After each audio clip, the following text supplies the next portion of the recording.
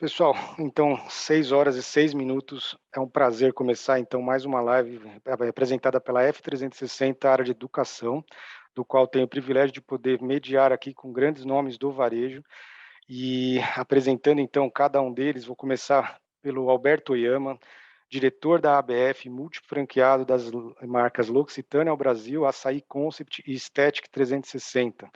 Temos também Mauro Oyama, é Mauro Nomura, com as marcas Arezzo, Schutz e Adidas. Maurício, que é o gestor aqui, o head de educação da F360 e palestrante, consultor na área de franquias, especificamente finanças, né? E eu sou o Carlos Copenhagen, da Copenhagen, membro do Conselho de Franqueados, do qual tenho muito orgulho de poder estar iniciando esse debate, então.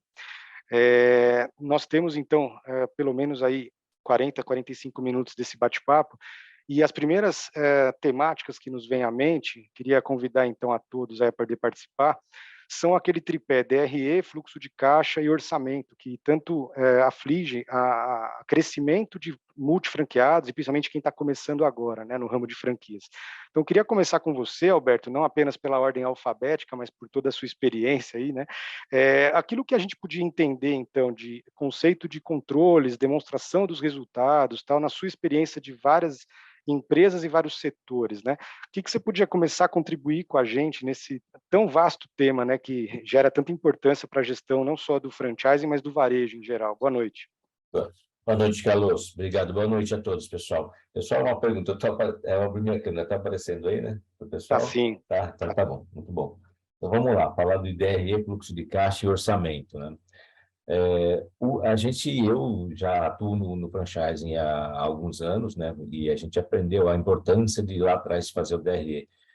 Né, tendo os franqueados, ou os franqueados ou multifranqueados mais experientes, ou que usam, ou que têm sistemas, fazem isso já constantemente. Mas o grande desafio para o franchise é fazer com que todos os franqueados, o franqueado novo que está começando, né, que ele tenha controle, ou ele saiba, ele consiga medir o que ele está fazendo, o trabalho que está resultando da operação dele. A gente fala do DRE, para entender se realmente... e a gente compra uma franquia olhando o resultado, né, o retorno do investimento e tal. Essa é a primeira pergunta que o candidato faz: qual é a lucratividade e qual é a rentabilidade do capital investido, no retorno, né? Mas para isso nós precisamos saber fazer isso. Aí depois nós podemos aprofundar depois, se nós vamos fazer com o DRE com competência ou com, né, tem uma grande diferença aí que é uma grande, que a gente, quando falar de resultado, o resultado final, né, falando de forma bem didática, a gente faz o DRE, o resultado que está lá não está na conta, né? E aí eu tenho uma diferença. Você me falou, nós atuamos com varejo cosméticos, com prazos de compra com fornecedores e venda a clientes, prazos diferentes, da alimentação. Nós trabalhamos com a Açaí Concept, que aí eu tenho um fluxo de caixa melhor, porque a nossa venda é no máximo a cartão de crédito 30 dias, mas a compra também, e aí é junto aí com o prazo dos fornecedores. E eu tenho a linha de estética, onde 50% da nossa venda a gente vende parcelado aí em até 10 vezes, na média 10 vezes.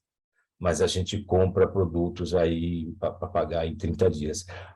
O único benefício da área de serviços é porque o nosso custo do serviço vendido é muito baixo, né? Nós estamos prestando serviço e não vendendo produtos. Então, eu tenho um semi custo de serviço prestado, um CSP, da ordem aí de 13%, tá? Na área de estética. Então, pelo menos isso me salva. Mas aí, no fluxo de caixa na área de serviços, a gente, como a gente para vender em 10 parcelas do dia, a gente vende até algumas promoções até em 18, está embutido a taxa de antecipação dessas parcelas, né?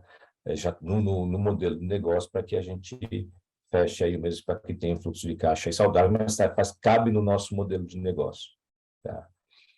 Orçamento nós fazemos em todas, né? E aí constantemente precisa rever, porque aí, assim, ou a gente cresce mais, a gente revê, a gente melhora ele, ou se a gente não estiver atingindo o orçamento, a gente tem que rever, porque uma coisa é o orçamento que você faz, o planejamento, e aí sim tem oscilações, tá? Então, essas são minhas contribuições iniciais. Fico aí aberto a mais perguntas. Não sei se é isso, né, Carlos? É se respondi Em grandes resumidamente. linhas, é isso que a gente vai debater esses próximos minutinhos. É isso mesmo, Alberto. E seguindo na linha, né, Mauro? Boa noite. Você Carlos, que já só um está... minutinho, por favor. Pois não, perdão. Carlos, dá licença. Nós não estamos vendo vocês, só a sua tela está aberta. Eu acredito que só vocês, que são os anfitriões, é que conseguem enxergar o Alberto aberto. Olha o chat aqui, várias mensagens. Ah, tá. Não, eu sou anfitrião e não consegui ver o Alberto. Eu estou vendo o Carlos aqui. O Carlos está e na o imagem Carlos. central. Eu só vejo o Carlos. Alguém precisa liberar, então, a nossa entrada.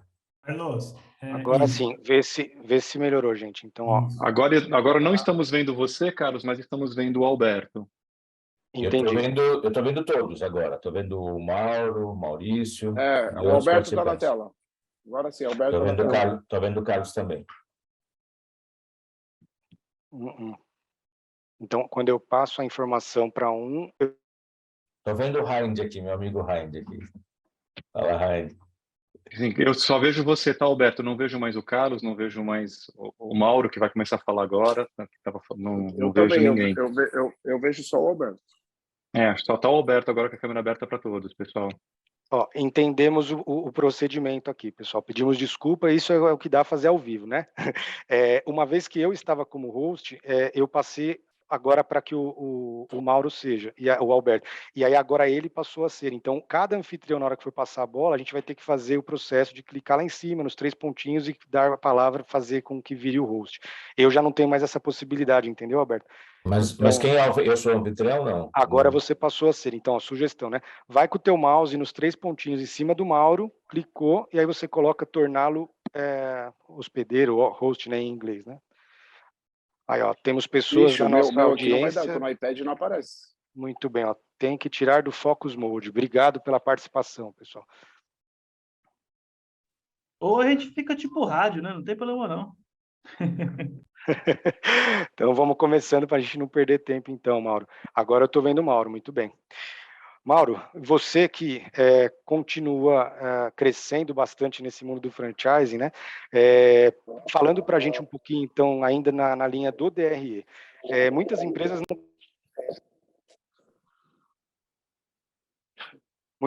não conseguem nem medir, né? Como que está o número. Às vezes a gente mede muito mais sobre o quanto sobra no caixa, e aí fica essa informação imprecisa. Venda menos custo é igual a lucro, né? As diferentes marcas com que você trabalhou, ou já trabalhou antes mesmo do franchise, né? Para quem conhece a tua história e tal, de que forma que você avalia seus números em relação ao investimento, como o Alberto comentou, ou mesmo olhando para o futuro, expansão? Comenta um pouquinho com a gente a parte do DRE das suas operações, por favor. Então, vamos lá, gente. Eu estou há 24 anos aí no mercado do franchise e posso te falar que durante a minha jornada eu tive, desde aquele início da primeira unidade até agora, a gente numa operação bem mais robusta, com muito mais governança, com muito mais gestão, cultura orçamentária, enfim. Então, hoje a gente está aí com mais de 500 pessoas, com faturamento acima de 200 milhões, onde, na verdade, obriga a gente a ter uma gestão um pouco mais sofisticada na parte financeira. Mas como aqui eu acho que estão presentes muita gente que tem uma unidade, duas, de diferentes tamanhos, eu acho que a primeira coisa que eu queria falar, até jogando um pouco contra ao nosso fórum, é o seguinte, eu não vejo ninguém ter sucesso porque tem uma área financeira perfeita, ou eficaz, ou sofisticada. Eu vejo gente quebrando por não ter uma operação financeira arrumada. Mas o que é a grande crítica que eu faço sobre isso, provocação? É que a gente tem que focar principalmente no core, né? Qual que é o nosso core? Principalmente no início, onde a gente não tem, vamos pensar assim, um back-office organizado ou gente especializada para ajudar. Agora, obviamente, isso não isenta a necessidade de a gente olhar aí pelo menos alguns parâmetros e alguns grandes números da área financeira, né?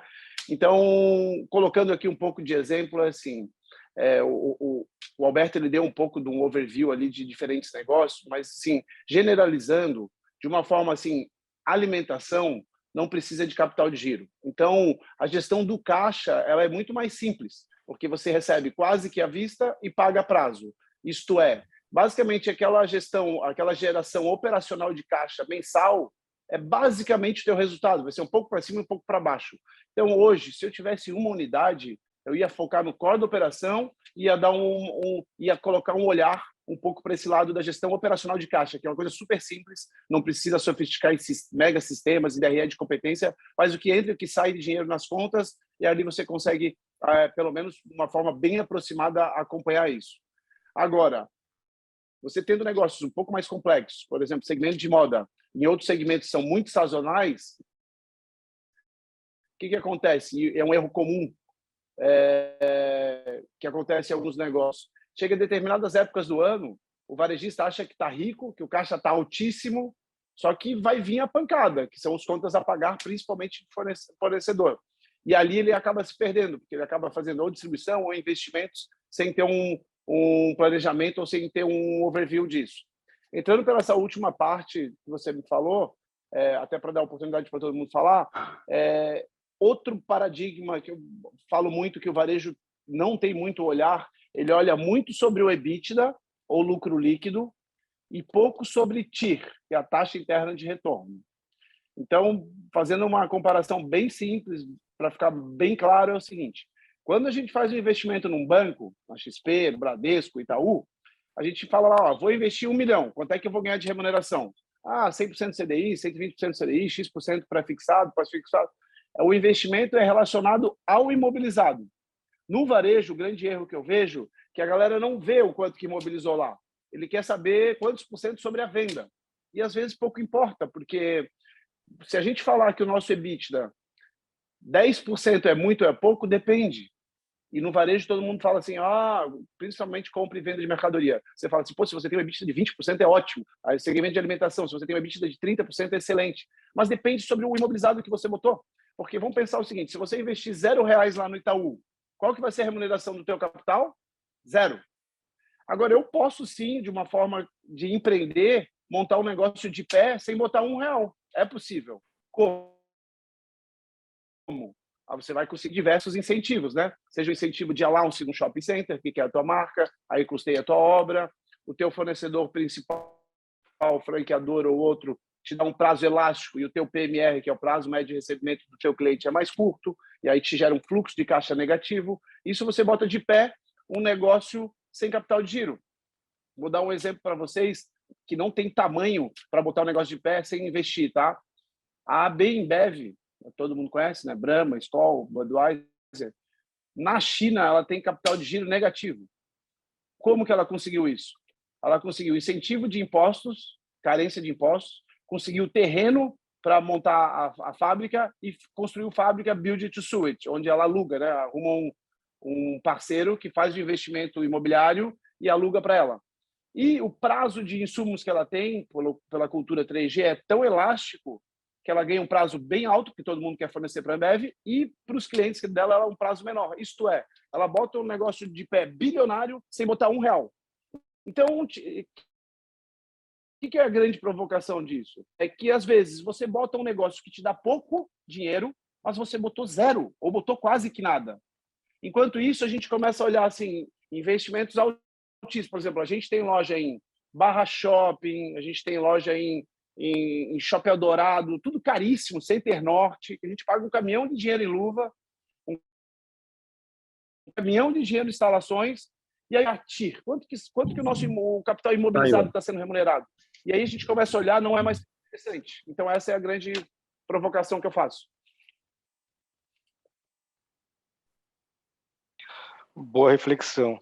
E aí, né, Maurício, pensando para contribuir também com a tua colaboração, deve ter muitas pessoas que estão ainda entrando no franchising ou no varejo, ou ainda que são fornecedores. Nosso público é bem eclético aqui. Aproveitando da tua experiência, então, se a gente pudesse traduzir todos esses termos, né, TIR, payback, PMR, fluxo de caixa negativo, tal, isso são boas insights para a gente poder aprender novamente, para quem já sabe, e educar com essa visão, né, de que o DRE ele vai mostrar um resultado a partir do momento que você olha as vendas e que você olha a última linha chamada lucratividade, mas não necessariamente a gente fala de rentabilidade, que é a grande provocação do Mauro, né? Palavra contigo. Bora lá, vamos lá. Eu acho que tem questões bem importantes aqui, foram levantados pontos muito legais. Minha visão é que, assim, concordo totalmente com os painelistas anteriores aqui que citaram. Eu acho que, assim, de acordo com cada segmento, você acaba tendo necessidades diferentes, e concordo quando o Alberto cita, por exemplo, a área da parte da alimentação. O Mauro citou aqui também que a questão de prazos mais curtos, porque você tem que fazer reposição constante e tudo mais, né? Na hora que você vai para o mercado de moda, por exemplo, você já tem um mercado mais com um ciclo financeiro mais longo, ou seja, ele está comprando uma mercadoria, ele está apostando num estoque, que quando ele vender, ele ainda vai ter que parcelar isso, provavelmente, para conseguir fazer uma boa venda. Então, em muitas situações, ele já está pagando a mercadoria e sequer vendeu, e muito menos recebeu lá na frente. Então, acho que entender essas diferenças são importantes. Aqui eu gosto sempre de voltar um pouco para a base e até trazer para aqueles franqueados, de repente, mais novo, né, essa visão de entendimento, vamos colocar assim, dessas duas formas de enxergar, DRE e fluxo de caixa, ou regime de competência e regime de caixa, né? Olhar o DRE como forma de entender se a estrutura do negócio está funcionando. Sei porque muita gente que está nos assistindo aqui é franqueado, e sendo franqueado tem mais base de referência, consegue se espelhar em outras lojas, consegue buscar a ajuda, de repente, de um consultor de negócios, de um supervisor de campo, para poder dizer, olha, qual que é o valor máximo que eu tenho que gastar aqui com pessoas, quantos por cento do faturamento, que é a tal da análise vertical que a gente faz no DRE. São análises importantes, principalmente com um franqueado mais novo, vamos chamar assim, porque ele está num caminho ali de entender a estrutura, de entender fazer as coisas girarem. Mas eu concordo muito num ponto que o Mauro trouxe também, que é a questão da operação. Né? Muitas vezes eu sou chamado para dar treinamentos para algumas redes de franqueadoras aí, e o pessoal fala, Maurício, a gente quer fazer 2 dias, 3 dias de treinamento para o franqueado novo. Eu falo, não faz isso, gente. Sabe, o franqueado novo, ele tem que entender muito da operação. Se ele conseguir entender como ele captar o número, como ele registrar as informações, depois a gente vai falar com ele de como fazer análise desses números e de criar planos de ação. Né? Eu acho que às vezes a gente tem muito uma preocupação aqui de achar que o franqueado vai chegar e ele vai sair montando grandes planilhas ou organizando.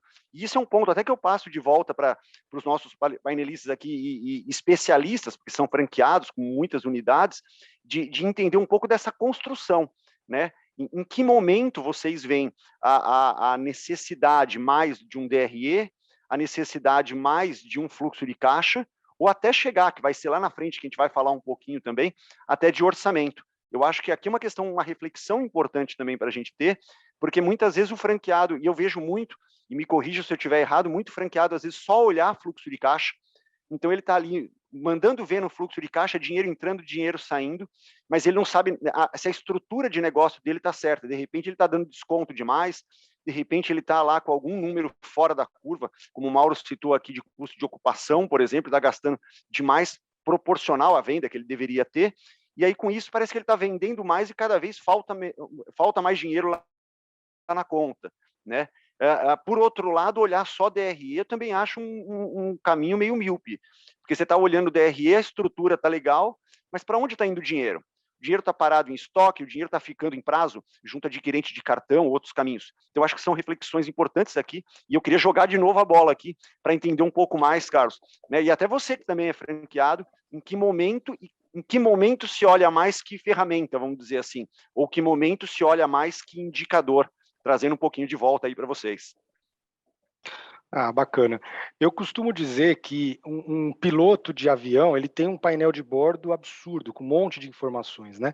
E para um bom gestor, e aí eu vou na linha do Mauro, tem que atender bem o cliente, aquele que hoje é multifranqueado, começou com uma loja, com 2, e o varejista tem que estar o tempo todo olhando desde o cliente, a entrega, o estoque, se é perecível, no caso, como o Mauro falou, de alimentos, embora tenha esse lado de recebimento à vista, tem uma grande preocupação que é com perecibilidade, a validade dos produtos, as perdas, os roubos são maior, né? O índice é maior do que em algum outro segmento.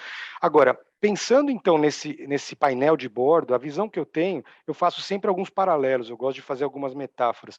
todos aqui vivemos um mundo de um país que gosta de futebol, né?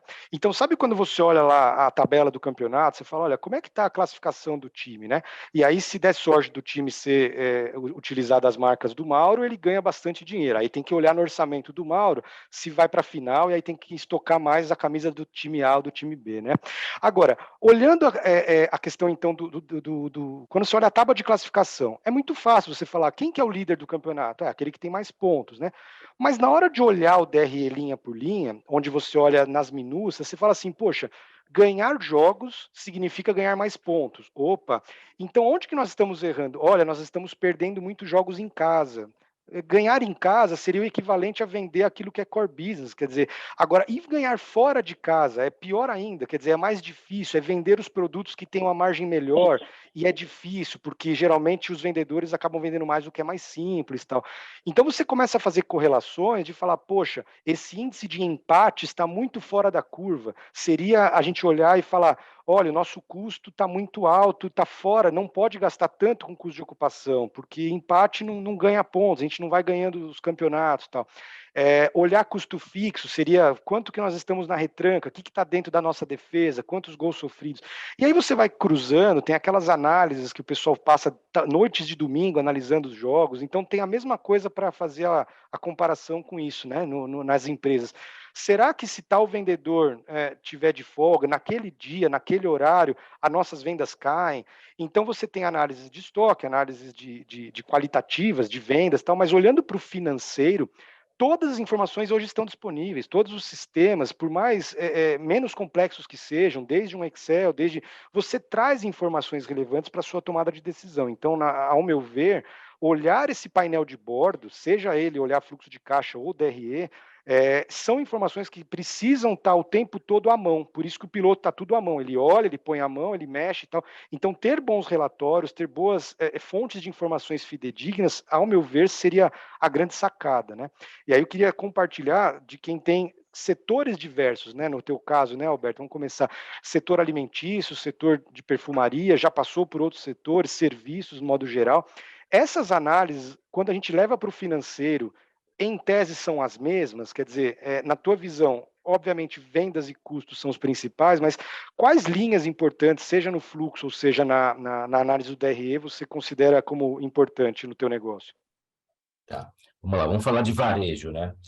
Primeiro, concordo com o Mauro, assim, sem resultado ou sem saber operar com bons resultados, não adianta nenhuma análise financeira que né, a gente vai ficar discutindo o baixo resultado da operação, mas tem um gap aí de melhoria de entrega de resultados muito alto. Isso é normal acontecer em franquias também, tá? No setor de franchise, onde nós temos aí 200, 300 franqueados e gestões diferentes, né? E até às vezes o mesmo perfil de pontos de vendas, mas com resultados muito distintos, tá?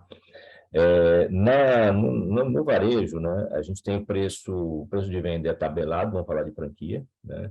A gente tem campanhas também todas tabeladas, então a gente olha, e a equipe é muito parecida, né? O tamanho da equipe, né? Pelo sindicato, tem um custo de ocupação, um custo de mão de obra que a gente não consegue mexer.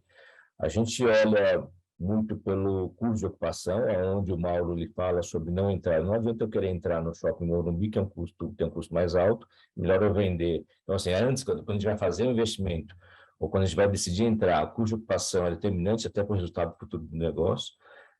A gente sabe o quanto vai entregar, a gente faz o orçamento de quanto pode entregar, olhando para o custo de ocupação, porque a mão de obra é a mesma, o custo do produto é o mesmo. Tá? E aí uma variação na mão de obra é a questão que o plano de comissionamento ou bonificação que você faz. Você consegue trabalhar isso incentivando mais ou menos, né? Assim, a gente fala de meritocracia, pagando mais para quem entrega mais, mas ela é uma linha que oscila muito. E aí quando a gente faz o CMV, nós temos o CMV, o custo da mercadoria vendida, e nós temos as compras feitas no mês. Isso afeta o fluxo de caixa. Um CMV, olha desconto, olha a perda, olha as promoções, e a gente deixa ele ajustado. A questão é que se a gente compra mais, muito, né, você compra errado, aí você tem o seu orçamento de vendas, previsão de vendas, e compra mais ou compra menos. Se você comprar menos, vai faltar mercadoria. Mas se você comprar muito mais, né, você, olhando o CMV, a conta fecha, você tem resultado, mas o fluxo, afeta o fluxo de caixa. E está parado lá no estoque.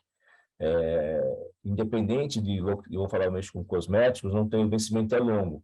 Diferente um pouco de moda, que a moda muda muito a coleção. Cosméticos não muda muito a coleção, né? São linhas mais perenes, vamos falar assim, né? Então, a gente olha muito para o estoque, para a ocupação, e aí campanhas que a gente faz.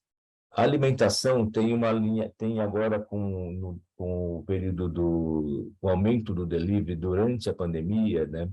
Cara, vender bem não quer dizer que você está assim. Agora ficou perigoso, porque os aplicativos têm uma participação relevante no nosso resultado.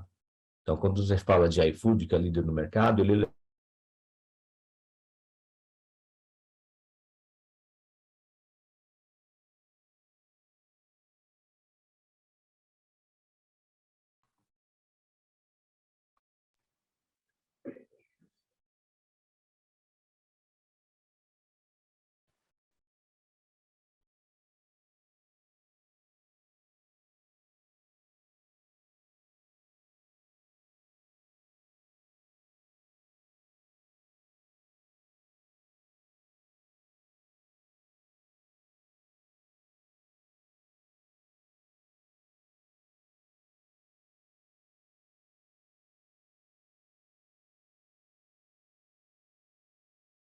Pessoal, voltei. Acho que caímos todos. Vamos lá, continuando. Então tá bom. Então tá bom, vamos lá.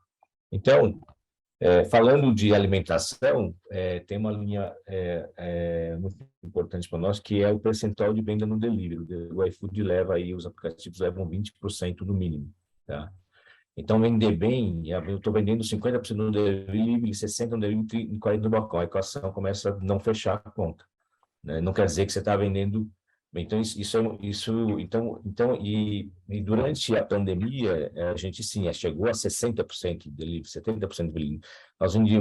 Então, está mantendo a operação sem rentabilidade, tá?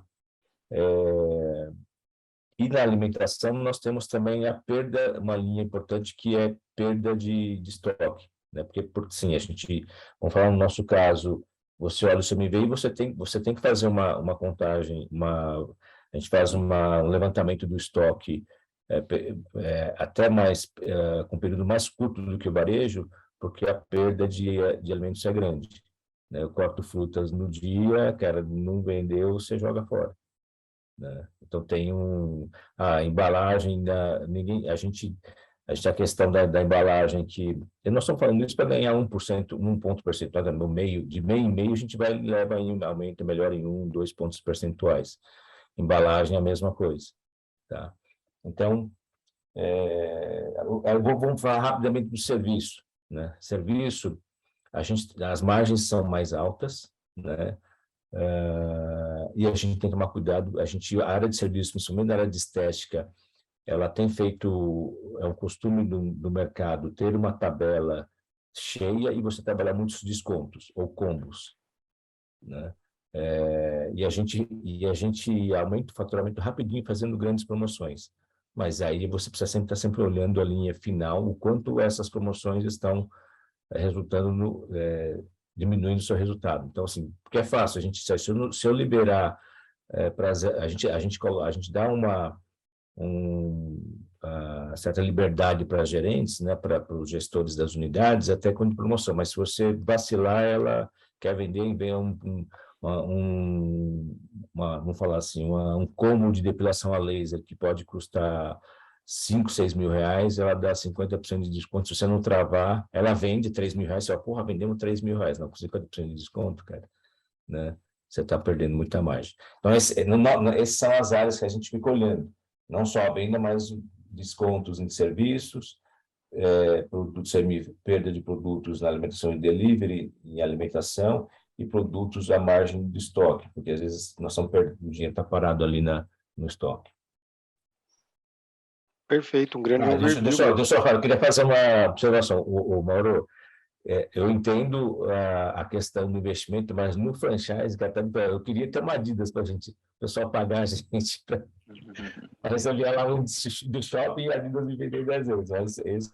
Mas eu entendo o seu levantamento, né? O que a gente, nós, como as franquias normais, você não tem isso. O que a gente tem que tomar cuidado é entrar com custo de ocupação errado ou pagando luvas aí nos bons shoppings. A conta não fecha. A gente costuma dizer que pega, por exemplo, num shopping Morumbi, num shopping Iguatemi, isso não é nem para franqueada, é mais para a franqueadora, para a marca, e o pessoal utiliza a verba de marketing para pagar luvas ali, ou para pagar o que esses shoppings cobram. Né? Quando eu utilizei esse exemplo, é um exemplo, né, obviamente, extremo, só para dar um entendimento. Não precisa você ganhar 100% de allowance ou não pagar nada de luva. Agora é fazer a avaliação de o quanto você imobilizou de recurso ali e o quanto que ele está rentabilizando, que eu acho que pouca gente faz. De novo, hoje, por exemplo, os shoppings eles têm feito expansões de grandes redes com allowance do próprio shopping. Você pegar essas cadeias de restaurantes grandes, que os shoppings precisavam locar grandes espaços de restaurantes, de 1.000 metros, 800 metros, cada loja que eles iam abrindo, eles iam gerando mais dinheiro. Eles ganhavam dinheiro abrindo loja, porque o shopping dava allowance e eles tinham capital de giro negativo. Agora, obviamente, isso são negócios que cabem numa mão. Agora, os nossos negócios é como a gente equalizar para imobilizar o mínimo e rentabilizar o máximo. Então, já que a gente entrou nesse assunto, o que eu queria provocar aqui? Eu acho que o financeiro ele tem que ter um papel estratégico na expansão dos negócios. E eu vejo pouca gente com o financeiro estratégico no processo decisório de expansão. Eu acho que o financeiro ele tem que sim chegar a falar assim, nesse shopping não, nesse sim. Por quê? Porque nesse a TIR é melhor, a taxa interna de retorno é melhor e o payback vem mais rápido, mesmo a gente vendendo menos. Então, a gente tem que, como varejista, ter um olhar mais financeiro de negócio e menos de mercado. Porque eu tenho uma loja no shopping Iguatemi. Ai, que status. Mas se você for ver o dinheiro, é um mau investimento. Às vezes, é quase que como você chegar a aplicar um recurso na bolsa e ganhar remuneração de poupança. Você vai querer isso? Eu não vou querer. Mas se eu tenho um negócio que eu vou botar dinheiro no risco, eu vou querer uma lucratividade alta. Então, fica aqui o ponto de reflexão. Quando forem analisar a expansão, seja ela a expansão de novos negócios ou dos mesmos negócios, o financeiro tem um papel relevante. Eu sugiro olhar em 2 principais indicadores: TIR, taxa interna de retorno, e payback. Isso é fator determinante para entrar no negócio ou não. O resto, se o custo é barato, se o custo é caro, se o aluguel, o condomínio, isso tudo é besteira. Porque ele vai estar ali dentro do DRE. Ele vai fazer parte dessa equação. Né? Ele já vai estar ali contabilizando para ver essa TIR lá no final. Muito bom. É verdade, Mauro. Uma vez que você, para conseguir chegar no cálculo de payback TIR, você tem que fazer uma boa projeção, um bom orçamento e tal. E aí, Maurício, a gente entra nessa terceira seara, só fazer esse parênteses, né, que o Mauro colocou, aplicar na bolsa, com todos os riscos para ter rendimento de poupança, é muito o conceito de custo de oportunidade, né, que ele estava citando. Sim. Então, se eu deixar o dinheiro hoje com uma Selic rendendo 13%, então eu tenho 1 milhão, se eu ficar quietinho lá, ele vai trazer 13 mil por mês, sem ter dor de cabeça, risco trabalhista, risco tributário e tal, né? Agora, a gente sabe que no futuro a Selic não necessariamente vai manter esse patamar. Então, quem investe, investe pensando em longo prazo. Agora, uma vez que você sabe que o custo de oportunidade está dado, vamos supor que ele se estabilize em 7, 8 e tal, remunerar o trabalho, remunerar o risco, remunerar o dinheiro investido e tal, calcular payback somente pelo dinheiro aportado é um pouco errôneo, é um pouco míope, né, Maurício? Na tua visão aí de prestar consultoria para franqueado e mostrar para os franqueadores como calcular de fato o retorno sobre o investimento, tem a ver com a TIR que ele comentou, né?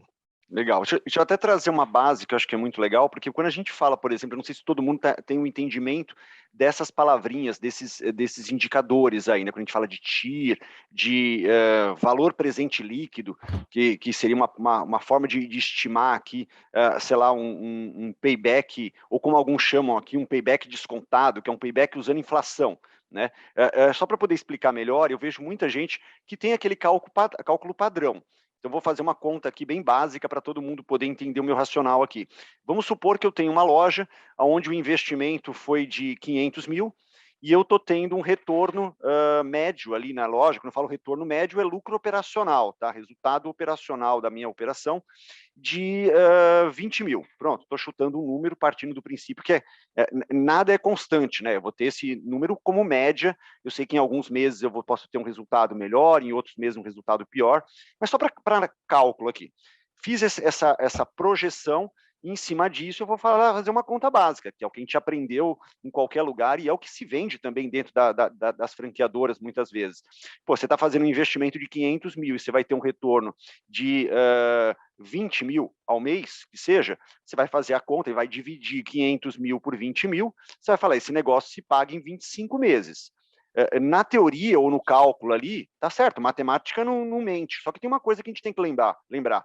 Os 500 mil que eu estou colocando agora são bem diferentes dos 20 mil por mês que eu vou tirar nos próximos 2 anos, vamos dizer assim. Então, aquele último 20 mil que eu vou tirar, ele não vale os mesmos 20 mil de hoje. É o custo do dinheiro no tempo. Quando a gente volta a falar de inflação, quando a gente volta a falar aí de uma taxa Selic mais alta, aí, acima de 12 e tudo mais, né, não dá para fazer uma conta, e por isso que eu concordo muito quando o Mauro fala, por exemplo, de um indicador que é a TIR. O que é a TIR? É a taxa interna de retorno. Você vai pegar o que você está, a projeção que você tem de recuperação desse investimento, baseado no investimento, e vai calcular a taxa em cima de juros compostos. Né? Lógico, quem não conhecer aqui, usa um Excel ou pensa lá num cursinho básico de matemática financeira e entende lá como funciona esse cálculo da TIR. E essa TIR, ela tem que ser superior ao custo de oportunidade ou a Selic, por exemplo. Porque senão, como o Mauro bem citou aqui, é você colocar, no caso aqui, em vez de ser na Bolsa de Valores, você está colocando dinheiro numa franquia, que você tem todos os riscos da franquia, baixíssima liquidez, porque a bolsa ainda, por pior que seja aqui, ou melhor que seja em algumas situações, você ainda pode estalar o dedo e pedir para resgatar. A franquia, você não levanta a mão e fala, quero devolver, né? E consegue aquele dinheiro ou o valor que ela vale. Então, fazer esse cálculo da taxa de valorização ou de taxa de recuperação mesmo, a taxa de payback, vamos chamar aqui, em cima de juros compostos, né? E basear isso na taxa que eu estou tendo no mercado, é um tremendo referencial para poder fazer expansão. Né? E não só para fazer expansão, também para poder entender se o barco que eu entrei é um barco que está fazendo sentido, se o resultado aqui faz sentido, ou se eu tenho que fazer adaptações no meu negócio. Quem tem a primeira unidade vai ali muito, às vezes, na paixão, vai muito ali vamos fazer a continha aqui do quanto está dando de retorno, aquela coisa toda. Né? Quem está pensando na terceira, na quinta, na 10ª e assim por diante, concordo totalmente com o que o Mauro está trazendo e o Alberto também trouxe para a gente. Entender onde que eu vou entrar e qual é a minha projeção. E aí vem a questão do orçamento, Carlos, que é você poder esticar, e eu vou dizer assim, no que eu vejo no geral, não é muita gente que utiliza, infelizmente, essa ferramenta. Também até porque ela não é tão simples, porque você vai projetar e fazer projeção, você vai ter que entender do que você está vivendo, você vai ter que entender de mercado, você vai ter que... eu brinco de vez em quando, você vai ter que chutar até um pouquinho, mas é um chutar com experiência ali, de conseguir vislumbrar um pouco do que pode acontecer e, em cima disso, entender se aquele investimento vai valer a pena ou não. O orçamento, eu digo que é para gente grande, mas a gente pode se tornar gente grande mesmo sendo um franqueado pequeno, mesmo sendo um franqueado, às vezes, com 1, 2, 3 lojas só. Não precisa ser um grande cara como a galera que a gente tem aqui para chegar ao ponto de fazer orçamento. É essa provocação. Maurício, eu queria aproveitar a tua fala aí, antes de entrar de orçamento, que eu vejo que é um erro comum que acontece aí no franchising, e eu acho que é um recado não só para os franqueadores, como para os franqueados, tá? Eles olham muito para payback, tá? Sim. E o payback, quando fala assim, o payback em 3 anos. O payback simples, né? Vamos pensar assim que é normal de acontecer. O payback, eles anunciam lá de 24 a 36 meses, tá? Aí o que acontece? Vamos fazer uma simulação. O franqueado vai lá no Bradesco e pega R$1 milhão emprestado.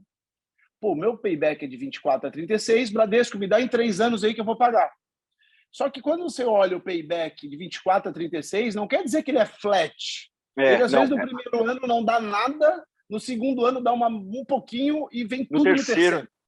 Então, esse é o olhar financeiro por caixa que tem que ter mais o varejista, que eu ainda vejo muito pouco. Então, eu vejo muita gente tropeçar por causa de giro, por causa disso, porque ele projeta que vai voltar em 3 anos e não é bem assim. Então, realmente casar o ciclo financeiro do payback com a captação ou com algum tipo de investimento de expectativa. Show. Muito bom, Mauro, é isso mesmo. Aí eu só queria falar para o pessoal que está nos acompanhando, pessoal, que quem quiser ainda ter algum tipo de pergunta, pode colocar no chat, a gente vai tentar agora no final responder. E ainda nesse tema de orçamento, concordo que para você olhar o futuro, você precisa entender muito do seu presente, tendo como base o passado, né? Eu vejo que, mesmo fora do ambiente de franquias, né, quem vende para varejo alimentar sabe muito disso, as indústrias e tal, a gente veio de uma época onde o sell-in era muito forte, a busca por batimento de meta era exclusivamente através de sell-in, só que quem determina é o consumidor, é o sellout, né? É através dele que a gente tem que determinar e tentar traçar. Obviamente que nenhum orçamento tem que ser simplesmente pé no chão, a gente tem que colocar metas e tal. Agora, orçar, baseado nesses nossos diversos fatores, esse ano a gente tem eleições, vai ter Copa do Mundo no final do ano, enfim, são situações que é mais complicado. Para quem já trabalha com sazonalidade, principalmente em serviços, né, Alberto, sabe lidar um pouco mais com isso. No varejo é mais delicado, mas ao mesmo tempo dá para traçar uma linha estatística aí, né? Acho que a grande lição do orçamento é que você, antes de pensar em futuros, tem que conhecer muito bem cada um dos seus números, cada um daqueles indicadores dos painéis do avião ou da análise da tábua de classificação do campeonato. Então, Alberto, eu queria que você trouxesse para a gente assim, ó, tem aquele orçamento que é de curto prazo, a próxima coleção, o próximo data sazonal, tal, que a gente olha lá os de 3 a 6 meses no máximo. Agora, tem muita dúvida quando você é multifranqueado e pensa assim, ó, eu vou pôr no orçamento que eu vou abrir mais uma loja no ano que vem, ou eu vou parar um pouquinho de crescer e eu vou precisar distribuir dividendos, afinal nós trabalhamos e queremos ter um pouco do retorno, né? Qual que é a dificuldade, na tua opinião, para quem está querendo alçar esses voos, de pensar numa expansão, colocar no orçamento essas linhas, né? Eu preciso saber que em algum momento eu vou ter que mandar alguém embora, eu vou ter que trocar um equipamento, eu vou expandir e eu vou distribuir dividendos, que aí foge um pouco da área operacional, né? Tá. Vamos lá, Carlos. Você vê, né? A gente tem um pouquinho mais de experiência, então no nosso orçamento a gente prevê até retrofit, reforma, a linha de demissão, isso não está, as pessoas não olham isso. Então, para nós, isso já é normal. Eu olho anos anteriores e a gente sabe que vou ter que pintar as lojas, por exemplo, isso não aparece, né?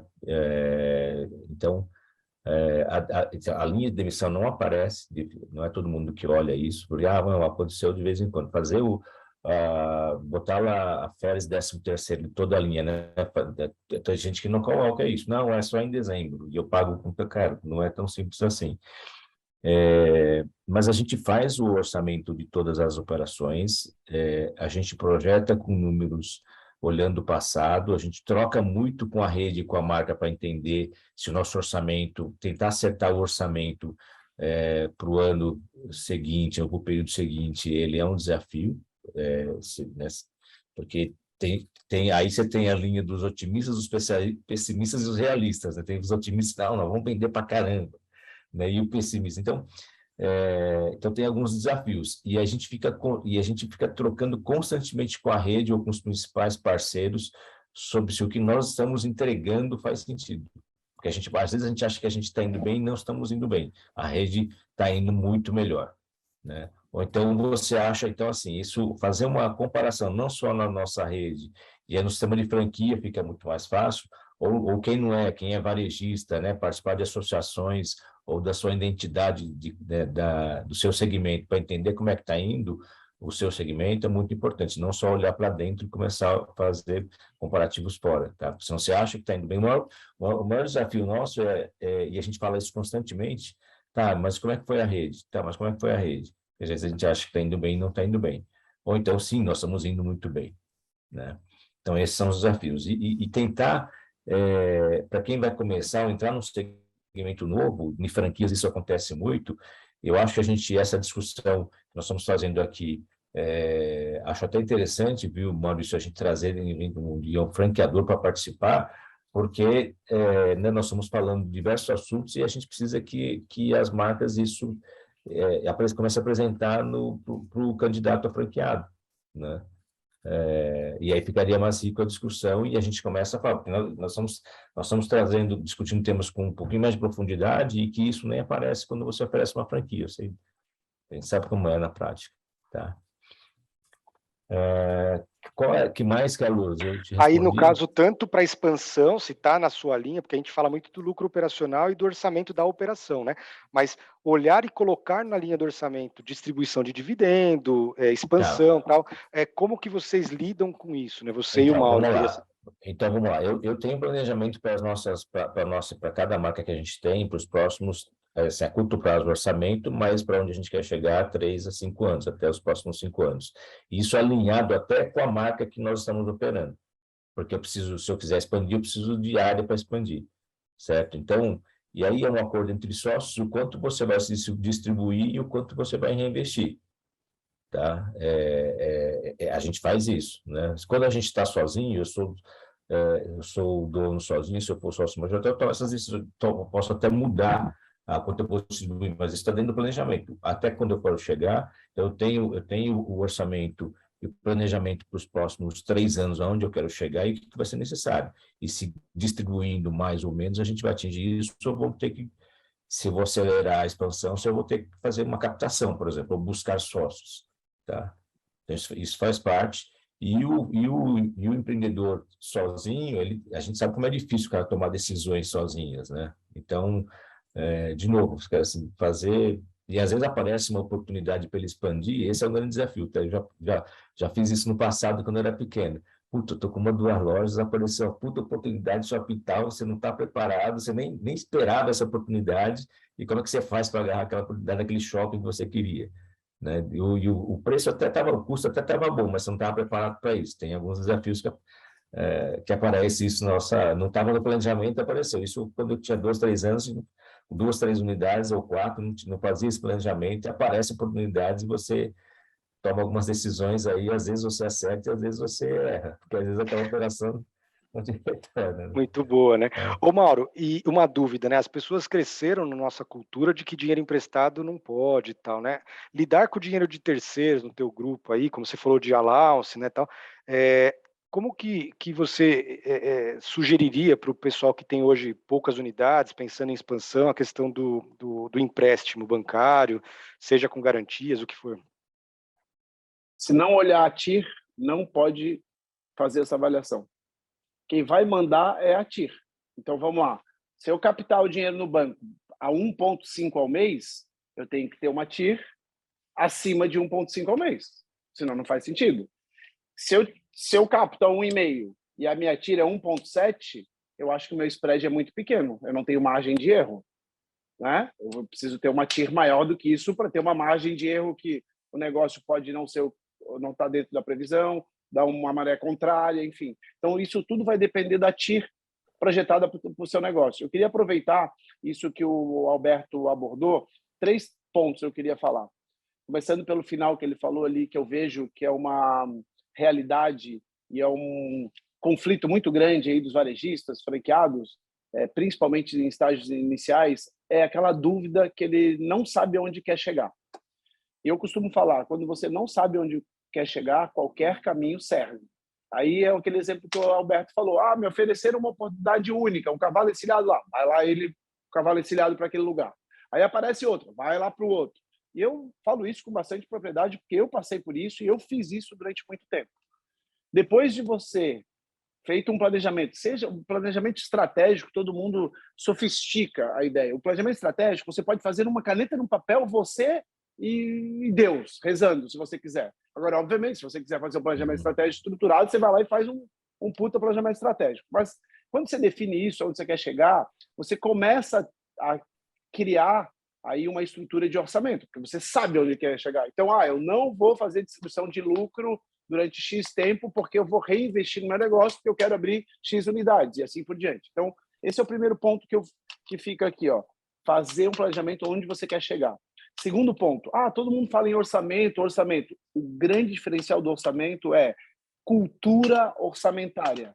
É muito fácil você fazer um orçamento, deixar com o teu área financeiro, e mais uma vez, o financeiro não tem um papel protagonista. Eu, como dono do negócio, eu mando a M, o orçamento em 2 toques. Numa canetada que eu dou, numa decisão que eu dou, foi para o buraco o orçamento. Então, vou dar um exemplo. Hoje mesmo a gente estava definindo a nossa convenção de final do ano que a gente faz. Aí veio a nossa gerente de marketing, olha só, estamos aprovando tais locais. Eu falei, qual é o budget do orçamento? R$65 mil. Quanto é que tá? Tá em 67. Beleza, tá ok, pode tocar a ficha. Então, isso é cultura orçamentária, quando realmente você usa o orçamento para tomada de decisão. Então, mais uma vez, quando a gente é empreendedor pequeno, a gente tem o poder da caneta. A gente vai lá e derruba o orçamento. Esse é o segundo ponto que eu queria falar. O terceiro ponto que eu queria falar é o seguinte: como construir? Nós, aqui no Grupo Nomura, a gente constrói o orçamento através de indicadores. A gente dá uma olhada no Same Store, no Last Year, assim, a gente olha, mas a gente cria através de indicadores. Então, são 2 grandes indicadores que a gente olha. A gente olha tráfego de entrantes e conversão e ticket médio. São os 3 indicadores que a gente olha. Então, por exemplo, uma loja antiga, sei lá, Shopping Eldorado, entrou 150 mil pessoas ano passado. Pô, esse ano vai entrar quanto? 150? 160? Vai entrar a mesma coisa. Isso, a nossa conversão com um acréscimo de melhoria de produtividade e ticket médio. Assim a gente projeta. Então, vou dar um exemplo, um pouco daquilo que o Maurício falou. A gente sempre tem que dar um chutinho aproximado, né, para construção de alguns orçamentos. Aí agora sexta-feira, estamos abrindo a loja no Bourbon, em São Paulo. Aí qual que é o chutinho aproximado? Eu só preciso chutar uma coisa, praticamente, é o tráfego. Porque o resto, conversão e ticket médio, a gente tem muito benchmark nosso, interno e da rede para compartilhar. Então eu olhei, eu acho que o Bourbon ele vai ter um entrantes 20% a 25% menos que o Eldorado. Eu construí todo o orçamento através do tráfego e foi para fazer isso. Porque principalmente numa loja nova, você não tem last year, né? Você não tem isso, você tem que construir isso. Então, essa construção de orçamento é muito da base do Falcone. O Falcone cresce muito assim, né? Base 0 e através dos indicadores. Perfeito. Maurício, estamos já chegando e o tempo passa muito rápido, né, pessoal? Mas a gente queria, obviamente, deixar claro que para muitas pessoas que não puderam participar, essa gravação vai ficar disponível, tá certo? Depois é só procurar aí nas redes sociais do F360. Eu também acho que essa questão orçamentária é uma questão de cultura, então, para quem tem poucas lojas, o poder da decisão ainda é do dono e ele não sabe o que ele quer, então é isso mesmo, Mauro, é determinar desde o começo, né, para onde eu quero chegar, eu quero expandir e tal. E a única tônica que a gente coloca como pensamento de instigar realmente é não só trazer para quem é varejista ou quem quer ser varejista ou hoje está na pele de franqueado. Vocês percebem que mesmo para quem começou pequeno e hoje tem grupos gigantes como o Alberto e o Mauro, são multifranqueados, mas também temos acompanhando conosco franqueadoras, né? E aí fica só esse convite à reflexão de que franqueadoras crescem à medida que tem fortes elos da cadeia com franqueados fortes, né? E acho que esse passa a ser a nossa contribuição dessa live, porque a F360 fornece uma solução financeira, mas não adianta ter a ferramenta se você não tem a cultura. A cultura é o foco no crescimento, né? Então, você aí como head de educação da F360, antes da gente entrar para as perguntas, Maurício, queria que você pudesse dar umas últimas palavrinhas finais aí para o nosso público, que está realmente muito, muito ativo aí nas perguntas. Vamos lá. Eu acho que tem várias coisas, assim, facilmente a gente conseguiria fazer mais 3 lives na sequência aqui, de tanto assunto bom que está surgindo, né? O que eu vejo, eu acho que, primeiro, a gente tem uma necessidade, isso é recorrente, né? E por isso até a própria F360 criou sua vertical aqui de educação, para a gente poder ser mais atuante, a gente poder tentar apoiar mais o nosso cliente de uma forma geral a melhorar as suas finanças, é a nossa missão de negócio, mas ao mesmo tempo a gente também apoiar através não só de tecnologia, de software, mas também através de educação. E por isso essa live, por isso várias outras iniciativas que a gente estamos fazendo e continuaremos fazendo. Mas eu vejo assim, a franqueadora tem um papel aqui também muito importante. Os dois lados, eu acho que você tem um franqueador que ele quer crescer, e essa expansão pode ser através de novos franqueados ou através dos mesmos franqueados, né? Não digo um ou outro, um e outro, né? A gente tem exemplos claros aqui com a gente, o próprio Alberto e Mauro, com várias unidades de várias redes também, né? Mas quando você tem, e essa é uma coisa que eu aprendi, pelo menos é uma coisa que eu costumo olhar quando eu estou tentando entender um negócio de franchise, quando você começa a ver franqueados com mais unidades dentro da mesma marca, isso para mim é um ponto positivo, porque eu falo assim, uma pessoa que testou, colocou uma primeira unidade para funcionar e depois correu para poder abrir uma segunda do mesmo negócio, é uma demonstração clara de que aquele negócio é bom, tem potencial, não sei, tem coisa boa ali. Senão a pessoa não continuaria abrindo loja daquele mesmo negócio, né?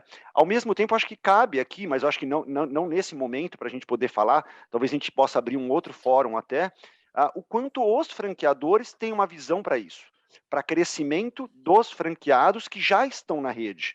Porque uma coisa é você ir lá, captar, buscar e tem um custo também. E outra coisa é você pegar uma pessoa que já está trabalhando contigo, que já sabe operar dentro do seu negócio, que já conhece da cultura da marca e tudo mais, e dá a possibilidade dela abrir uma segunda. Eu acho que tem várias questões aqui envolvidas, não vou ficar... É meio que assim, eu vou jogar a pimenta e vou sair. Mas assim, a brincadeira, a provocação aqui de entender que você tem questões aqui tributárias, que não é desafio ou problema só do franqueado. Putz, mas aí eu vou ter que abrir 5 unidades, 3 unidades e vou esbarrar na questão do Simples Nacional.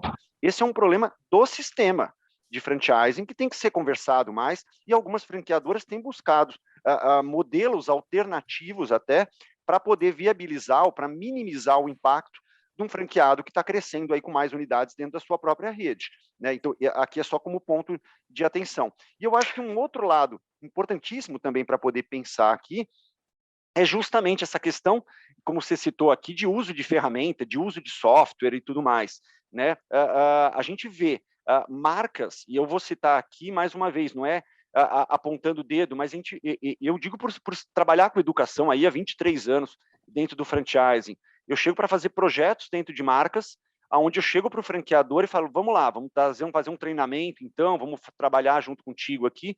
Eu falo, você tem como me passar o modelo padrão do seu DRE? E eu vejo franqueadores que não têm um modelo padrão. Eu estou colocando só um ponto em específico.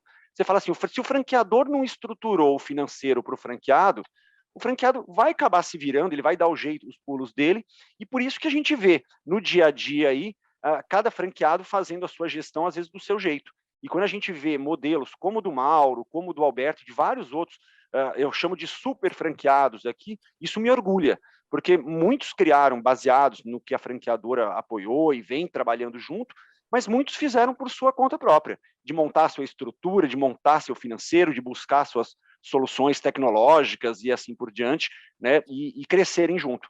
Então, por isso me orgulha muito, mas ainda é um mercado que tem muito potencial para muito crescimento, muita oportunidade aí para poder se difundir e realmente poder crescer dentro desse mercado. Com certeza. E aí, Alberto, antes de finalizar, dados da ABF frescos aí com o orçamento para fechar o ano de 2022, né, pessoal? Nós estamos falando de praticamente aí 200 bilhões de faturamento, a indústria do franchising, para vocês terem uma ideia em relação ao que a Abras, né, que é o varejo alimentar em geral, fornece. Nós estamos representando como ABF perto aí de 3% do PIB, enquanto a Abras, com mais de 60 mil supermercados associados, perto de 8% do PIB. Então, o varejo alimentar é gigante no Brasil, mas a ABF é muito forte. Estamos falando de 3 e 8, tá certo? Tudo varejo, né? Agora, número de unidades, quase 170 e poucas mil, empregos diretos 1.500, um crescimento estimado aí de mais de 2 dígitos, né? E dos quais, falando aí em multifranqueados, né, Maurício, como é o caso de nós três aqui, 80% das redes já possuem pelo menos um franqueado que tenha mais de uma unidade, e 50% das redes possuem franqueados que têm mais de uma marca. E isso representa, em quantidade totais de lojas, 30% das lojas do esquema de franchising Brasil hoje pertencem a um multifranqueado. Então, são sinais claros de que cada ano que isso passa, por exemplo, já tivemos no ano passado um giro de quase 3% de repasses, né? Quem vai comprar é aquele pessoal que aposta nas marcas e está querendo crescer em detrimento a pessoas que estão querendo sair. Então, esses números de concentração na mão de multifranqueados só tende a crescer. E aí, Alberto, lembrando daquele encontro que a gente teve sobre os multifranqueados olhando lá para a feira internacional, o Brasil tem muito a crescer ainda, né? Tem muito a crescer. Ó, eu e o Mauro, eu faço parte da ABF, o Mauro também faz parte da comissão de multifranqueados da ABF, né? O Maurício é nosso parceiro, o Carlos aqui, então o Carlos está sempre participando com a gente. A gente acompanha o mercado norte-americano, o mercado mais desenvolvido no sistema de franquias, né? A gente leva uma missão para lá há vários anos, mas o mercado brasileiro está se desenvolvendo cada vez mais no sistema de franquias, fortalecendo cada vez mais. Ter esse tipo de discussão, né, Maurício? A gente está há muitos anos no franchising, com aprofundamento na área financeira não era normal. Tem um sistema, nós temos franqueadores, a gente fala da importância da área financeira, né? Tem muitas franqueadoras homologando o Finanças 360 como um sistema, né? Então, você não abre uma franquia, antes era só o sistema de PDV, controle de estoque, agora você não abre uma franquia sem ter o controle financeiro, e aí traz uma facilidade para os franqueados, né? Para o cara não precisa ser especialista em financeiro, porque a gente fazia no passado tudo em Excel avançado, uma porrada de planilha, que tudo começava a ficar pesado, né? E hoje tem um sistema que facilita e é criado por o multifranqueado também, né? O Finanças foi criado pelo Henrique, que é um franqueado também. Mas falando de multifranqueado, e aí, se vocês me permitirem, falando da ABF, Associação Brasileira de Franchising, uma associação sem fins lucrativos, e ela está aqui o papel dela é proteger e desenvolver o sistema de franchising. No Brasil tem a lei de franquias, a ABF ela participa, ela tem, para vocês terem uma ideia, nós temos a frente parlamentar do franchising, com senadores e deputados, porque a gente tem uma participação relevante na economia do Brasil, e a gente tem que trabalhar isso junto ao legislativo, ao executivo, para que defenda, né, para que a gente proteja e desenvolva o sistema de franquias, tá? Eu sei que tem varejistas aqui, que não são de franquias, mas aí só falando um pouquinho dessa importância dessas informações que você trouxe.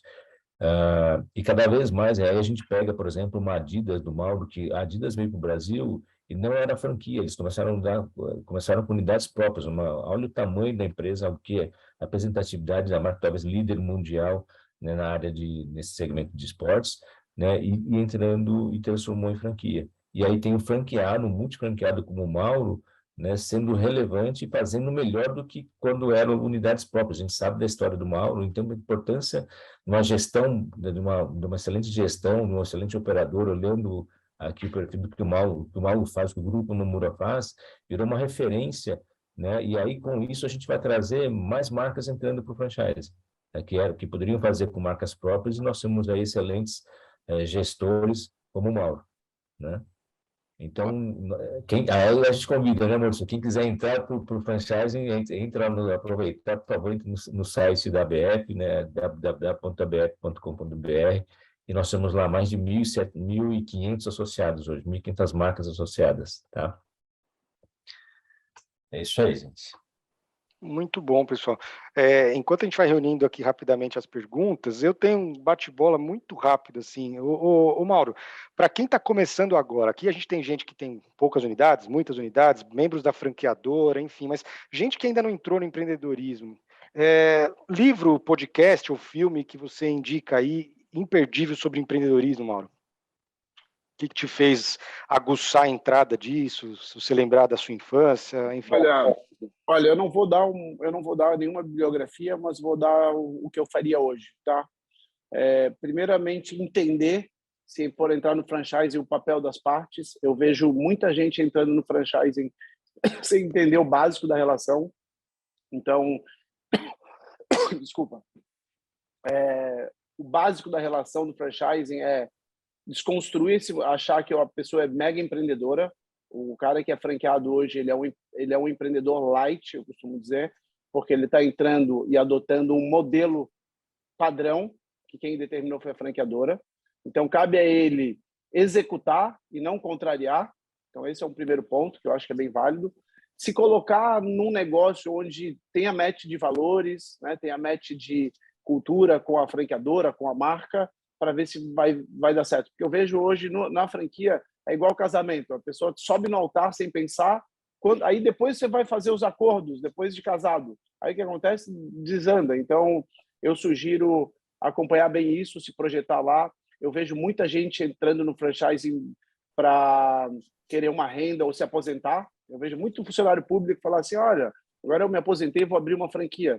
Tipo, dá vontade de falar para ele, agora que você vai começar a trabalhar, cara. Agora que você vai trabalhar bastante. No Banco do Brasil, na Caixa, no Petrobras, né? Então, é muito comum isso, de acontecer isso. O cara quer abrir para a filha. Realmente, o franchise é de capacidade de execução. Então, acho que tem que quebrar um pouco desses conceitos. E um ponto bem relevante que o Maurício estava falando, que eu acho que é uma provocação para os franqueadores, é o seguinte. Eu vejo pouquíssimas franqueadoras remunerando os franqueados de forma meritocrática. Isto é, a margem do franqueado ela é igual para todo mundo. O bom e o ruim, a margem é a mesma. Então, você não favorece a performance, a meritocracia. Então, criar modelos meritocráticos onde você performa melhor o melhor e pior o pior. Eu acredito muito em modelos autônomos. O que são modelos autônomos? Onde você cria um modelo, desenha um modelo que os ruins saem e os bons ficam. Então, isto é, se você cria um modelo de remuneração variável para os seus franqueados, o ruim vai estar ganhando mal, vai estar tendo pouca viabilidade econômica, e o bom vai estar ganhando muito.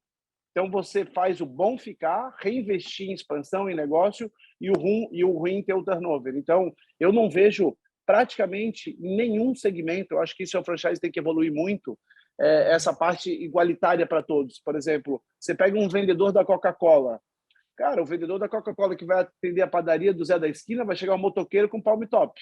E o cara que vai atender o Carrefour, o Pão de Açúcar, vai ser um key account, um diretor, com outra tabela de preço, né? Com um cara já que vai desenhar alguma campanha conjunta. Então, acho que isso são tudo oportunidades que o franchising pode construir e desmistificar alguma coisa. Franqueado grande representa risco.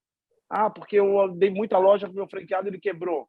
Mas que tipo de critério você utilizou para dar expansão para esse teu franqueado? Você teve garantias financeiras para dar? Você teve meritocracia para disponibilizar um território ou mais unidades para ele? Porque eu vejo, às vezes, alguns franqueadores reclamando muito de que eu criei um problema dentro da rede, mas foi ele que criou, porque ele não teve critério para deixar o franqueado maior. E a outra coisa que eu acho que tem que desmistificar, assim, é o quê? O franqueado com mais unidades, ele representa um custo fixo para a retaguarda da franqueadora menor. Você imagina, você pega uma franqueadora com 500 unidades com 500 franqueados. Pô, 500 interfaces com 500 pessoas diferentes. Agora, se der 5 unidades para cada, em vez de 500 ter 100, olha o custo operacional menor que tem. Então, você pode também retribuir em termos de royalty back para franqueados com mais unidades, porque também representam um custo fixo menor. Então, tudo isso são conceitos e paradigmas que ainda a gente precisa quebrar no franchising. Essa tem sido uma das brigas em conselhos de franqueados, brigas dentro da ABF, e isso não muda de endereço, só muda de endereço, tá, pessoal? Mas, né, Alberto, é uma questão de paradigma, a palavra é essa, né? Porque imagina vocês terem uma estrutura e aí cada lojinha colocar lá no seu rateio, eu tenho que ter um motorista, eu tenho que ter Ninguém está falando de nada que não é operacional, é de fato importante. Eu tenho uma divisão de pessoas, uma divisão de marketing, vendas agora online que são muito altas. Enfim, são pensamentos de pensar no ganha-ganha, efetivamente, né? E aí, pessoal, rapidamente, então, porque nosso tempo tá indo muito rápido e live boa é essa, né? Quando a gente mal percebe, o tempo já foi. Obrigado aí novamente por todos, tá? O pessoal está perguntando rapidamente, né? Parâmetros relevantes no fluxo de caixa, se tem alguma indicação, quer dizer, falar especificamente do F360, aí eu prefiro que o Maurício depois responda, então como que estão falando, mas só para vocês entenderem, todos sim somos usuários aqui da ferramenta, tá? Construção, para quem está no começo, então, de fazer o fluxo, que acho que é a grande dor aí de quem está respondendo, quem está perguntando, a construção do fluxo, quais itens são relevantes, e depois que analisa fluxo e DRE, né, para quem tem a questão de peso de mais de uma loja, enfim, são perguntas grandes, viu, Maurício? Se você pudesse nos colaborar aí para... Tá bom. São são muito técnicas, né? Não necessariamente só do sistema, mas de onde eu vou, né? Para que me ajuda agora para crescer, como que a gente analisa, como é que a gente projeta, né? Eu vou tentar ser muito sucinto também, até pelo tempo, mas vai tentando trazer uma reflexão que eu acho que é importante. Uma pessoa que abre um negócio, independente se é franchising, né, a gente parte do princípio que se ela abre, ela quer resultado.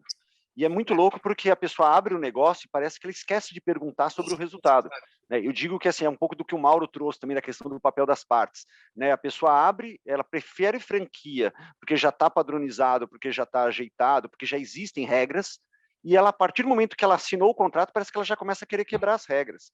É uma coisa meio louca, meio bipolar aqui, eu estou brincando, mas acontece muito isso, né? Então, eu acho que tem uma primeira identificação da pessoa falar assim, não, eu quero empreender. E aí eu não estou falando nem só de franchise, mas eu quero empreender, né? Eu quero montar um negócio, eu tenho que entender que o pilar financeiro é um pilar extremamente importante, porque ele vai me ajudar a acompanhar, ele vai me ajudar como o Mauro bem citou, vender pode ser o pilar principal, porque se eu não vender, eu não vou trazer dinheiro para dentro do negócio, mas se eu não tiver o pilar financeiro bem estruturado, eu posso quebrar o negócio, como o Mauro trouxe na primeira fala, né? Não necessariamente ele vai me fazer ficar rico ou ganhar dinheiro. Mas sem ele... Mas sem ele, eu tenho um risco muito grande de quebrar. Então, eu acho que a partir do momento que eu tenho essa decisão e eu montei um negócio, eu acho que eu tenho que estruturar o pilar financeiro. Como eu vou fazer isso? Se eu estou dentro de uma rede de franqueados, eu vou buscar ajuda, eu vou entender quais são os processos que já existem, eu vou usar a planilha padrão, eu vou utilizar o software que a planilha, que a franqueadora dispõe ou recomenda, eu vou seguir, porque aí eu vou seguir um padrão e seguindo esse padrão eu aumento minha chance de sucesso. Por isso que é franquia, é seguir know-how, né? Alguém tem e você vai transferindo, você vai recebendo. Agora, independente disso, a plataforma, ela é uma tremenda, e eu não digo porque eu estou só aqui, mas eu acho que assim, qualquer tipo de mecanismo, de ferramenta que me ajude a fazer, principalmente para ganhar tempo, né? E eu digo porque muito empresário fala, eu tenho a pergunta aqui, acho que da Claudionara Bibi, que ela colocou aqui, ela falou assim, a construção do fluxo de caixa é o maior desafio, porque as pessoas não conseguem, acredito, assim, de uma forma geral, abrir uma planilha, começar do zero ali, lançar dia a dia tudo que está acontecendo. Imagina numa loja da Adidas do Mauro, por exemplo, que ele tem tudo parcelado lá, ou tem um certo volume de venda parcelado. Imagina chegar e descobrir daqui 3 meses se aquela venda de R$280 que foi feita aqui caiu a parcela 3 lá, né? Se a taxa do cartão está sendo considerada correta, fazer esses cruzamentos, identificar essa informação é realmente trabalhoso. E aí é onde a gente recomenda o uso de ferramenta, de tecnologia, porque vai ser a única forma, uma das melhores formas da gente minimizar tempo, e esse tempo do empresário é valiosíssimo para que ele possa pensar estratégia, para que ele possa pensar as outras áreas também, porque a vida também aqui não vai ser só o financeiro, mas ele possa ajudar a estruturar a gestão comercial, a gestão de pessoas, né, e várias outras de marketing, de várias outras áreas dentro desse negócio. Se ele ficar mergulhado nas finanças fazendo as planilhas, ele vai perder muito tempo e não vai olhar para as outras coisas, mas em contrapartida, se ele não olhar para isso, o risco é muito grande de ele estar perdendo dinheiro, deixando o dinheiro sair pelo ralo, e lá na frente pode ser tarde demais. Então, são grandes visões aqui do que eu vejo. Perfeito, gente. Infelizmente, o nosso tempo já está esgotando, a gente agradece aí, a maioria das pessoas continuaram conosco, lembrando que dá para assistir posteriormente, né? E aí eu citei livro, viu, Mauro, mas eu não sei se você já escreveu, mas eu estou aqui com 2, ó. Um é do próprio Galhardo, gestão de PDB, Opa, um prazer. Tem gestão estratégica do franchising, e o Alberto não fica atrás, né, Alberto? A gente tem os insights e deliciosas histórias aqui no Faces do Varejo. Então, assim, agradeço demais a participação de gente que está há muitos anos nesse mercado e só tenho que colaborar realmente. Foi um prazer estar com todos vocês, em nome da F360, novamente, conduzindo essa live. E fica o nosso agradecimento, e a gente não é impossível responder a todos aqui, mas segue o pessoal aí nas redes, né, LinkedIn, Instagram. Últimas palavras, então, Alberto, Mauro, da minha parte, muito prazer novamente estar com todos, viu? Eu agradeço aí o convite do F360, e a gente participa não é porque nós somos usuários, é pelos benefícios que a gente tem, né? Eu vou deve falar estar uma coisa... mínima ali, 4,5 para mais. Alguém entrou aí falando. Mas eu lá atrás, nós tivemos muito trabalho, o Mauro fala assim, você não precisa ser um especialista, melhor assim, nós somos especialistas no core business do nosso negócio, em ganhar resultado. Mas não pode deixar de olhar para o financeiro, para o controle de se estamos recebendo. Então, eu vou contar um pouco rapidamente, assim, para a gente colocar o Finanças 360, a gente fez um trabalho de conversar com vários sistemas, a gente fez, né, isso a gente consegue fazer isso já 3, 4, 5, na verdade foram 5 sistemas, olhamos todos, a gente faz lá as vantagens e desvantagens, de forma bem simples, o que tem e o que não tem, e acabamos fechando com o Finanças 360, estamos muito satisfeitos. E aí hoje falo que poderia ter feito isso alguns anos atrás, implantamos em 2000 acho que foi 2019, começamos em 2019, mas eu tenho, né, 2019 eu já tinha 17 anos de varejo e de franquias, né? Então poderia ter feito isso antes. E aí os sistemas estão aí para facilitar a nossa vida, não precisamos ser especialista, mas precisamos ter o controle.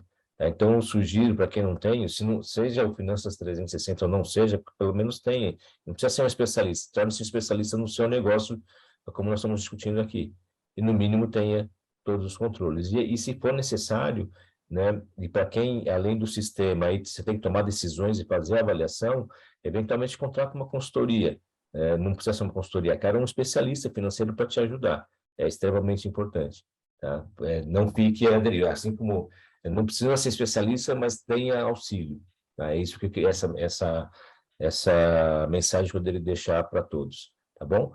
Obrigado, viu, pessoal? Tem Muito muitos, obrigado. eu vou aproveitar e mandar um abraço para meus amigos aqui. Nós tivemos mais de 700 inscritos, né? Tínhamos 300 pessoas, o pessoal, muitos amigos aqui que vieram, que não são de franquias, o pessoal da Rede Okinalar, que é a Rede Material de Construção, Joaquim. Pessoal, tem muitos amigos aqui. Um abraço para vocês. Vai lá, Mauro. Eu vou ser mais sucinto, então, no encerramento. Queria dividir aqui as minhas redes sociais, Mauro Nomura, Grupo Nomura, LinkedIn e Instagram, a gente compartilha bastante. Eu também mentoro bastante gente no portal eMentor, está um convite lá para dar uma olhada. E eu queria fechar com um encerramento de um recado bem objetivo. Para quem quer crescer, eu focaria em 2 grandes frentes: ganho de governança corporativa e time que ama o jeito de ser da empresa de vocês, que no caso seria a cultura. São os 2 motores de propulsão do crescimento. É um time, é uma casa organizada, porque ninguém vai botar dinheiro se estiver desorganizada, seja um banco ou seja um investidor externo. E terceiro, e segundo, pessoas para poder potencializar as aberturas e a expansão dos seus negócios. Então, a gente passou muito por isso, de tirar o bode da sala. O nosso balanço contábil era esquizofrênico com o gerencial, hoje já não existe mais isso, a gente passou por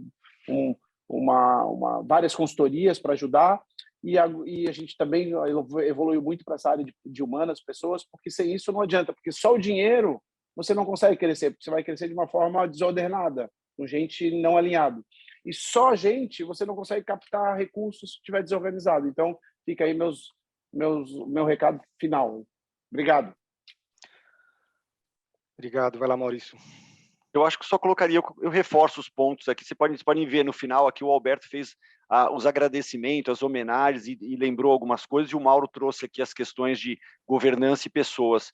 Eu coloco isso também. Eu acho que assim, a gente monta negócios para ganhar dinheiro, mas quem faz toda essa geração, quem faz as coisas de fato acontecerem, é gente que está por trás, né? E a gente tem que valorizar o tempo dessas pessoas, o nosso tempo também, e por isso, mais uma vez, é importante que a gente olhe para finanças, mas tendo a visão de que mesmo que a gente seja um apaixonado, a gente não pode passar o dia fazendo isso, né? E se a gente não for apaixonado, como é a grande maioria, eu vou dizer, tenta criar soluções, tenta buscar ajuda, tenta buscar pessoas que, de repente, podem te ajudar na estruturação aí do seu processo financeiro, tecnologia, se for o caso também, né, para poder fazer as coisas girarem mais facilmente, e não perca a visão de que alguns controles, nem que sejam os mais básicos, vão ser necessários. Adorei aqui, eu adoro sempre as provocações que o Mauro traz, e na hora que ele traz, principalmente quando ele começa a falar de indicador, de tier, payback, eu sei que para alguns pode parecer uma coisa bem distante num primeiro momento, mas mesmo que você comece com aqueles indicadores mais básicos, de entender lucratividade, entender se o negócio, a conta está fechando, saber fazer uma conciliação de cartão para ver se você não está perdendo dinheiro com a administradora, coisas básicas, mas que precisam ser feitos. E do básico você vai dando passos cada vez maiores aí, até a gente poder chegar ao ponto desses feras que tiveram com a gente aqui nesse bate-papo. Eu só agradeço aqui a oportunidade de todos aqui e muito agradeço, né, de poder dividir aqui a fala, o tempo com vocês. Obrigado. Tchau, pessoal. Muito obrigado. Nos vemos na próxima. Até logo. Obrigado, pessoal. Tchau, tchau. Uma ótima noite. Obrigado. Carlos, deu show com o mestre cerimônias, hein, Carlos? Agradeço o convite. Tchau, tchau. Super obrigado. Uma ótima noite. Valeu.